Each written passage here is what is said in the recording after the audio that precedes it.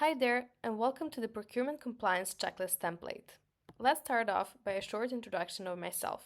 My name is Alexandra Panic, and I'm the head of product at Procurement Tactics. Additionally, I will be your guide through this template today. With over 20 years of experience in procurement and negotiations, the Procurement Tactics team wants to impart with what they know about procurement compliance checklists.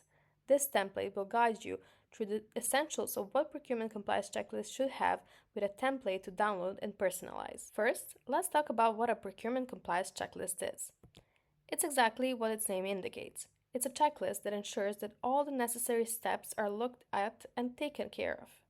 It guides procurement professionals in following through with correct processes to safeguard their organization from any errors or mistakes in procurement processes.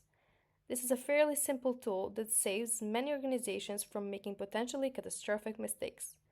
Each item on the checklist ensures that your organization adheres to the proper regulations, internal policies, and legal procedures that keep the procurement processes smooth and efficient.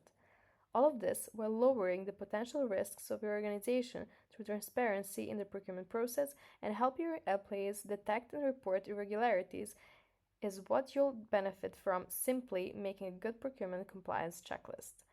So now that we've discussed the basics, let's go straight into what makes a good procurement compliance checklist. To make things easier to understand and organize, we should break the procurement process into key stages and create checklists for each one. This helps us quickly find items and makes the whole process more efficient.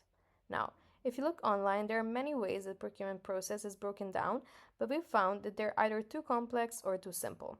So, here at Procurement Tactics, we've opted for a simple yet efficient version that covers all the bases without sidelining any of the details. This splits up your procurement process into more manageable stages. With this said, let's look at each procurement stage briefly to have a better idea of what should be on your procurement compliance checklist and how it should be divided. First is the sourcing methodology. Sourcing methodology is what informs your structured sourcing framework. Simply put, it means the sourcing methodology is what guides your sourcing process. For the effective implementation of your sourcing methodology, you need to clearly define your sourcing goals, secure management support, and assemble your sourcing team on top of that. A thorough analysis of various aspects of your organization has to be done. Some things you can put on your procurement compliance checklist for this stage are conflict of interest disclosure, supplier diversity, ethical sourcing. Once that's done, you have finished making your sourcing methodology, you go into the market research, which is the next step. The next step in the procurement process is to simply know the playing field, which in this case means doing market research. Market research is an essential tool to ensure that you have the information needed to thrive in the market that you're in. Market research entails knowing all the details of what needs to be bought, how much needs to be bought, and everything surrounding the supplies that need to be bought. This includes sourcing for new and available suppliers as well. Finally, market research helps to identify key information needed for the rest of the procurement process. Some things that you can put on your procurement compliance checklist for this stage are data privacy, fair competition, and consent. The third step in the procurement process is the request for information, or RFI. Information is important, which is why RFI should be sent out, not just to suppliers, but also to the heads of departments that the supplies are needed for. By definition, the RFI is a way to gather information, whether it's to understand the marketplace that you may not know much about, or to find the best ways to approach a problem you may not know how to address.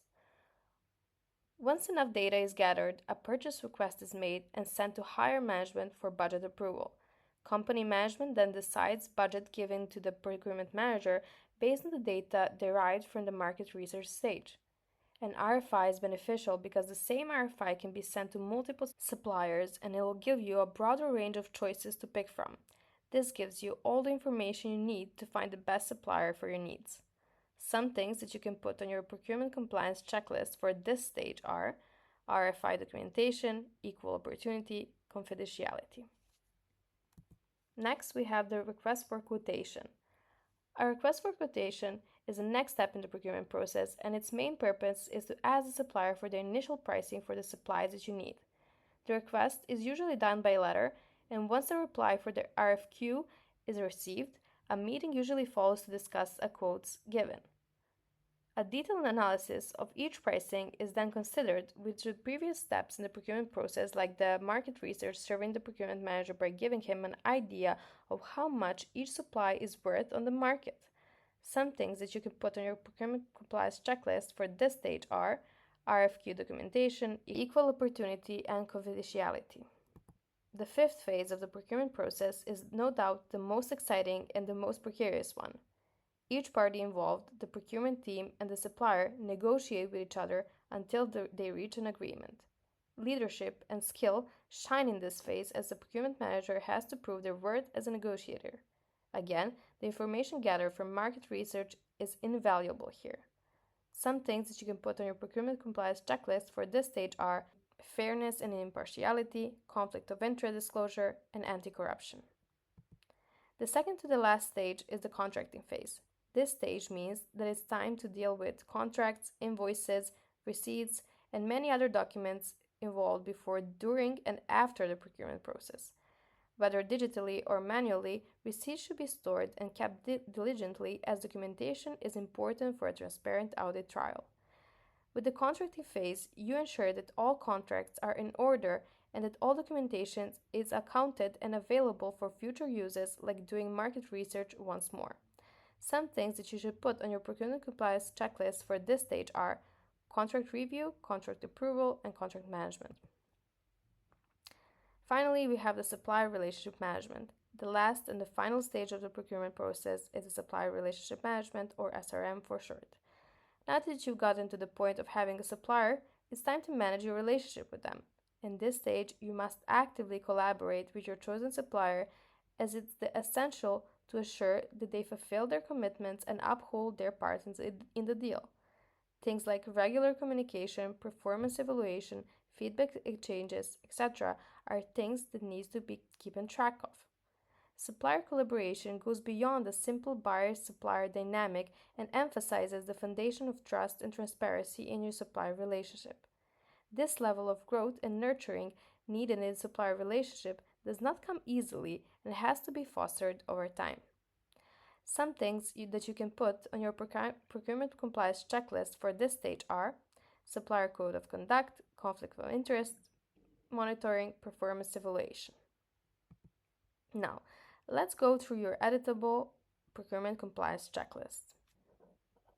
As previously mentioned, we have split up the checklist by stages of procurement for every 10 rows. You're free to add more rows if you like. There are 4 important columns, first being the compliance checklist itself. The compliance checklist is where you put the items and processes you need to keep track of for compliance. The second column is the person in charge column, is where you put the name of the point person for each item on the list.